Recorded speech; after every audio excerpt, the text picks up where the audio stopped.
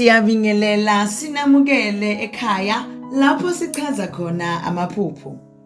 Namuhla ke sizobheka izincazelo ngokuphupha usabela kukhona okubizayo.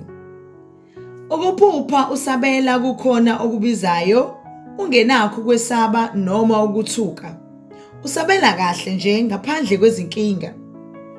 Lokhu kungachaza ukuthi leli phupho linamandla kakhulu ngokukamoya. Leli phupho livame ukubonisa ukuthi kukhona ubizo lwakho oludinga ukuthi ulwamukele.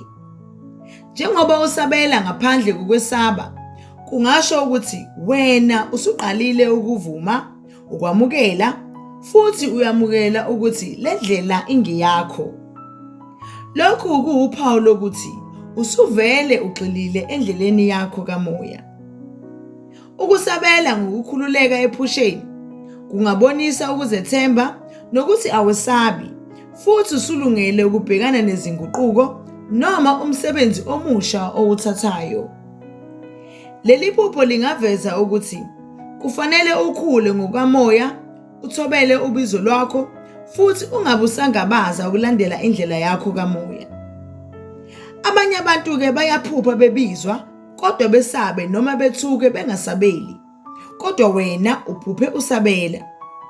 Okusho ukuthi ubungasazama ukulwa noma ukuphikisana nobizo lwakho. Kodwa usuvele uyavuma noma uyamukela ukuthi uyalamukela ubizo lwakho noma usulungele ukulithatha. Ngamafuphi, leli phupho libonisa ubizo lukamoya, kuveza ukuthi wena vele usuqalile ukwamukela. Liphinde libonise ukuthi awesabi kodwa usulungele noma uzimisele ukuhamba le ndlela. Siyabonga, nisale kahle.